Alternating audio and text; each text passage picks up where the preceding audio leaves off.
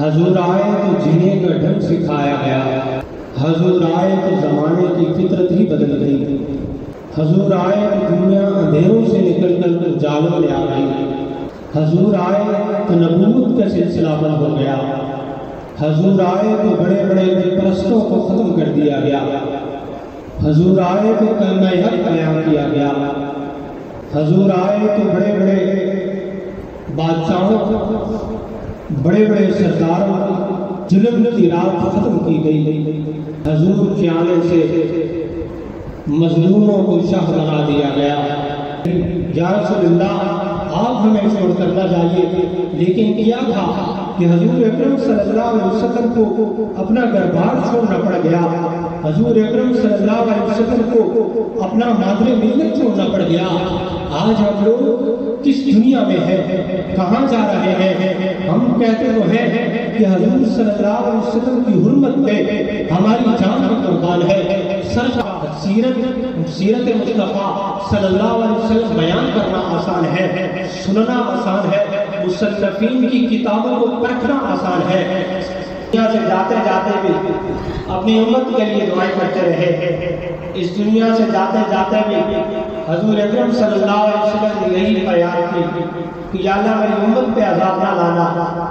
داڑھی ہم رکھتے نہیں ہیں، اس کے رسول میں جان بھی قربان ہے، نماز ہم پڑھتے نہیں ہیں، اس کے رسول میں جان بھی قربان ہے، حرام کام ہم کرتے ہیں، اس کے رسول میں جان بھی قربان ہے۔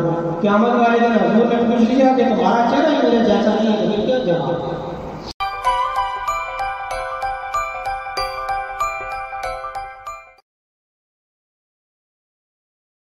فلا مضل له ومن يضلل فلا هادي له،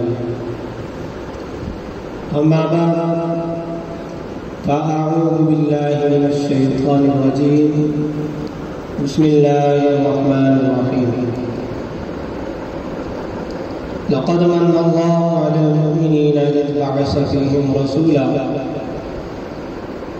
وقال الله تبارك وتعالى في مقام آخر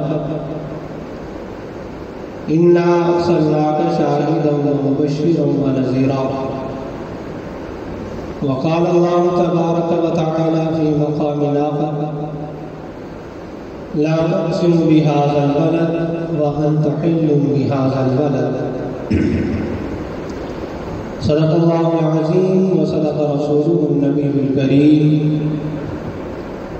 أما بعد فأعوذ بالله من الشيطان الرجيم، بسم الله الرحمن الرحيم۔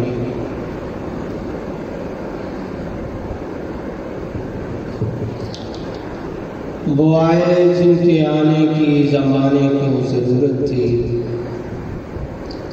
وہ آئے جن کے آنے کی زمانے کو ضرورت تھی، اندھیروں سے نکل کر جالوں میں آ گئی دنیا، وہ سب سے اعلیٰ، وہ سب سے ارفع، وہ سب سے بالا، انا خاتم النبیین لا نبی بعدی۔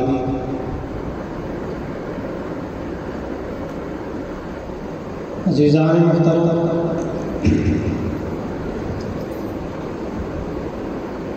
آج بروز جمعہ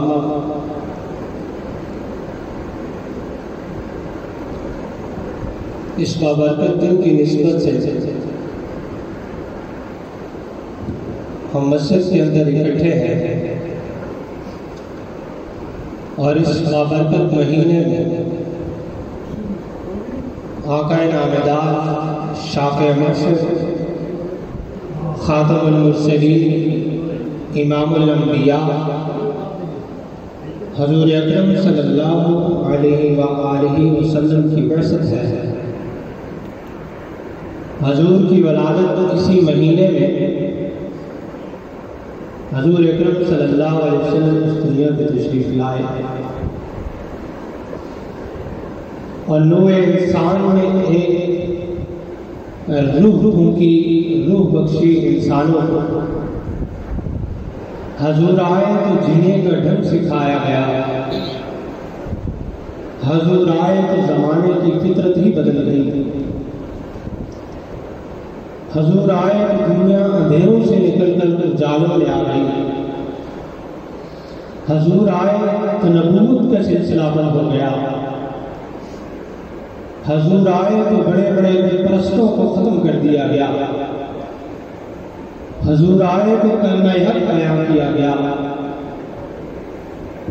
حضور آئے تو بڑے بڑے بادشاہوں، بڑے بڑے سرداروں ظلم کی رات ختم کی گئی۔ حضور کے آنے سے مظلوموں کو شاہ بنا دیا گیا۔ حضور آئے تو ظالم اس دنیا سے ختم ہوتے چلے گئے۔ حضور اکرم صلی اللہ علیہ وسلم کی برکات اس امت پہ احسانات ہی احسانات ہیں۔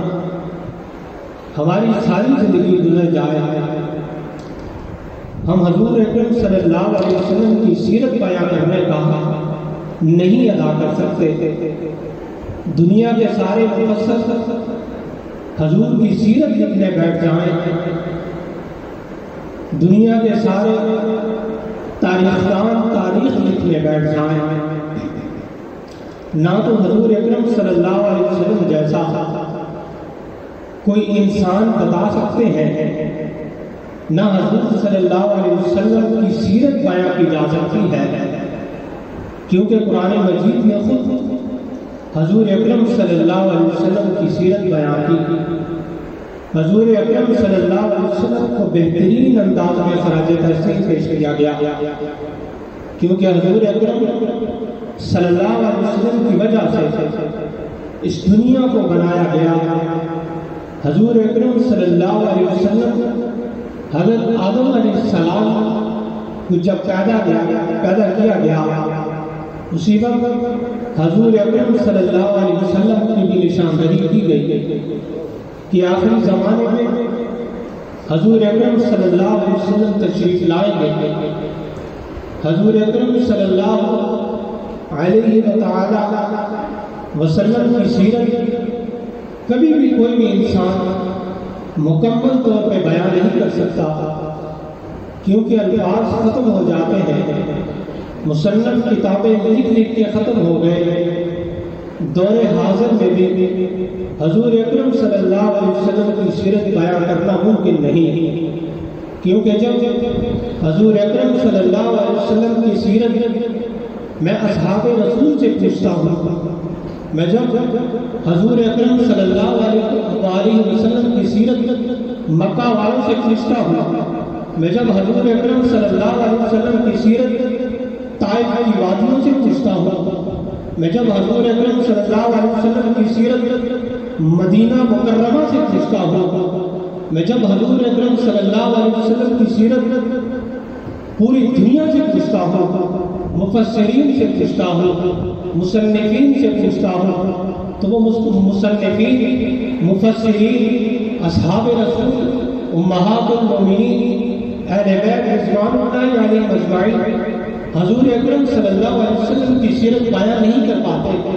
وہ بیان کیوں نہیں کر پاتے؟ اس کی وجہ کیا ہے؟ اس کی وجہ یہ ہے کہ حضور اکرم صلی اللہ علیہ وسلم صرف دنیا میں تشریف نہیں لائے، حضور اکرم صلی اللہ علیہ وسلم نے اس دنیا میں تشریف لا کر ہمارے پیچھے جو اسوہ حسنہ چھوڑا ہے۔ حضور اکرم صلی اللہ علیہ وسلم طائف کی وادیوں میں جب حضور کو لہوحان کر دیا گیا، حضور صلی اللہ علیہ وسلم کے جوتے مبارک لہو سے بھر دیے گئے، حضور صلی اللہ علیہ وسلم کے غصبہ میں 2 دانت شہید کر دیے گئے۔ حضور اکرم صلی اللہ علیہ وسلم نے اس دنیا میں آ کر اس امت کی خاطر، اللہ پاک کے احکامات کی خاطر حضور اکرم صلی اللہ علیہ وسلم نے فاقے کاٹے، 4 دن 10 دن کھانا نہیں کھایا گیا۔ حضور اکرم صلی اللہ علیہ وسلم نے جب اتنی تکالیف برداشت کی، حضور اکرم صلی اللہ علیہ وسلم کو جب مکہ سے نکلنا پڑا، اپنے آباء و اجداد کو چھوڑ کر نکلنا پڑا، اپنے گھرانے کو چھوڑ کر نکلنا پڑا، دین کی خاطر، اللہ کے حکم کو بجا لانے کی خاطر جب وہ مکہ کو چھوڑ رہے تھے تو ہر آنکھ اشکبار تھی، ہر آنکھ روتے ہوئے یہ کہہ رہی تھی، یا رسول اللہ آپ ہمیں چھوڑ کر نہ جائیے۔ لیکن کیا تھا کہ حضور اکرم صلی اللہ علیہ وسلم کو اپنا گھر بار چھوڑنا پڑ گیا، حضور اکرم صلی اللہ علیہ وسلم کو اپنا مادر ملت چھوڑنا پڑ گیا۔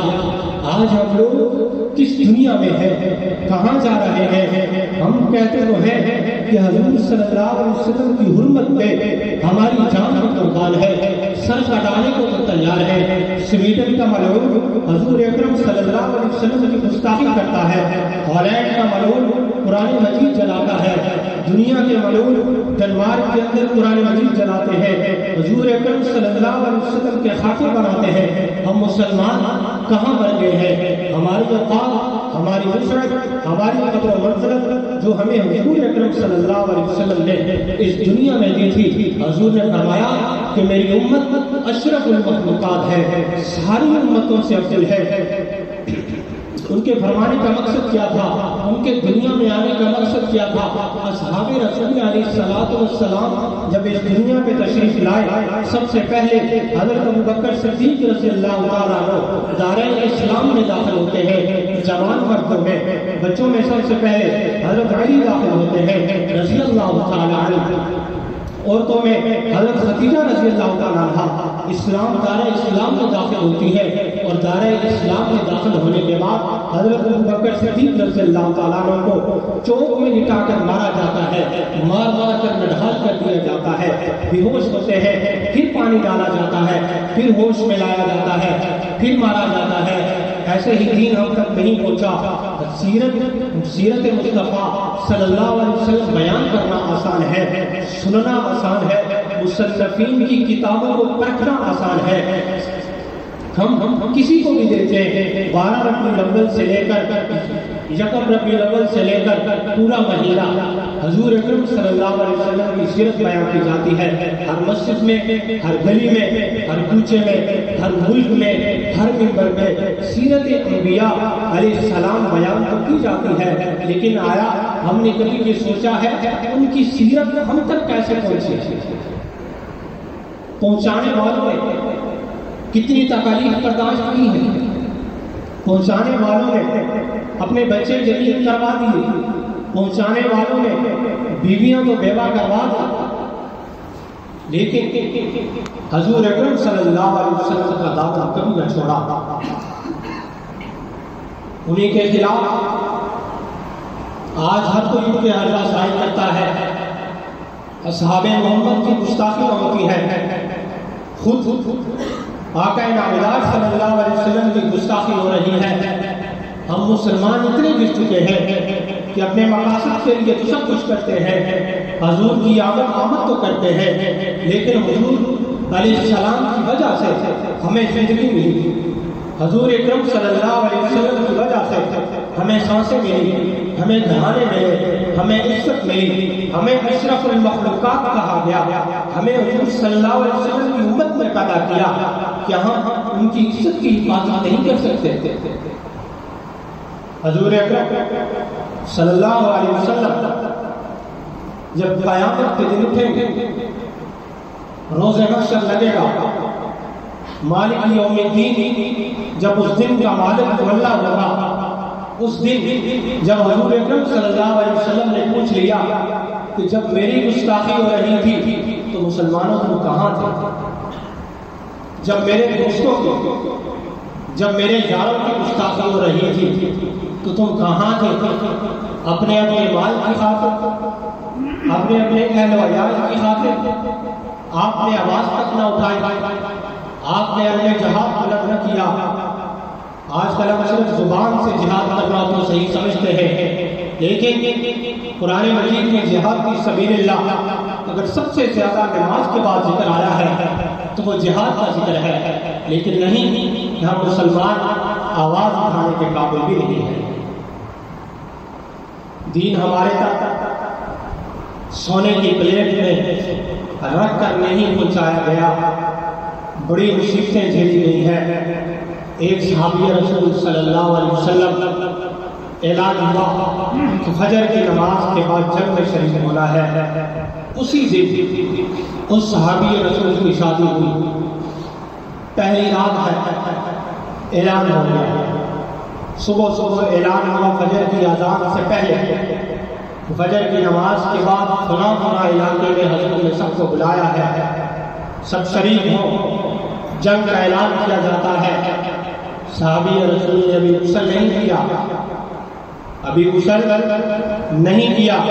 صحابی رسول نے سوچا کہ اگر میں غسل کروں گا تو حضور کے حکم کی تعمیل میں دیر ہو جائے گی، اس سے پہلے کہ دیر ہو جائے، اس سے پہلے کہ مجھے سزا ملے، انہوں نے غسل نہیں کیا، وہ جنگ میں شریک ہو گئے۔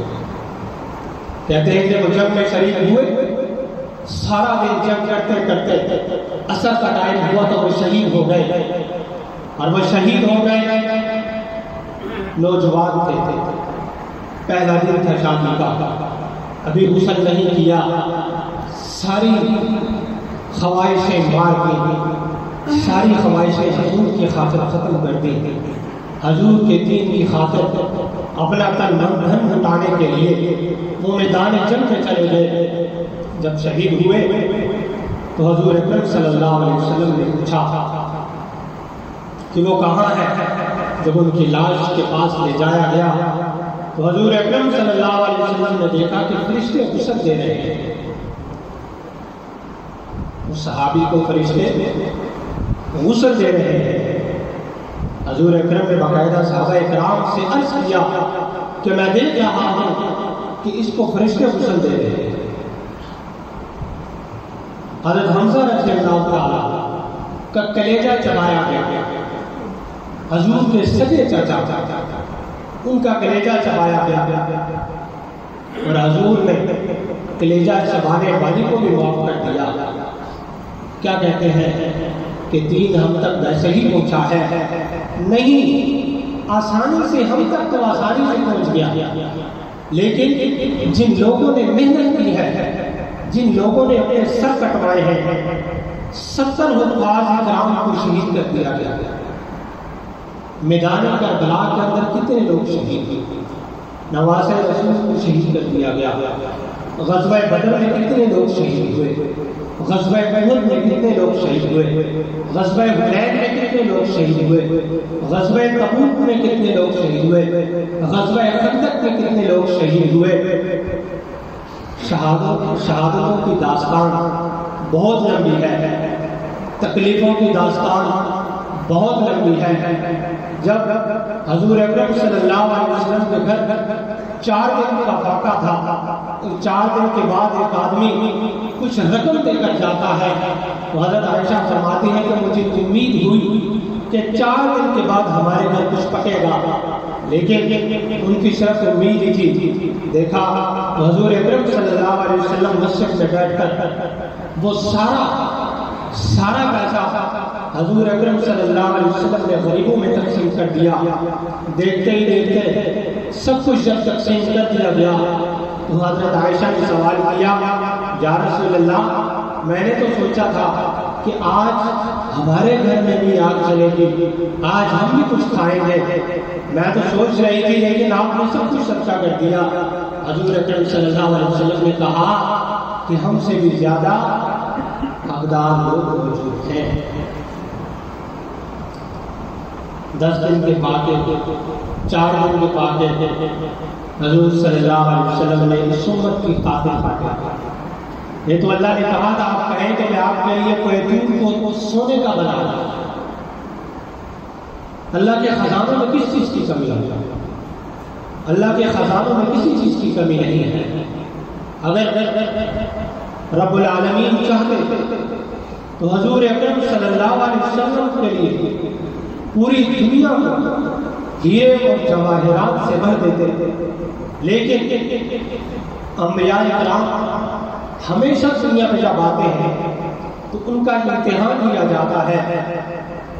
دیکھیں کہ ہمارے لیے حضور صلی اللہ علیہ وسلم نے دعائیں کی، آج کل ہمارا صرف اتنا ہی امتحان ہوتا ہے کہ آیا میرا بندہ میری اطاعت کرتا ہے یا نہیں، نماز پڑھتا ہے یا نہیں، ہمارا صرف اتنا امتحان ہے۔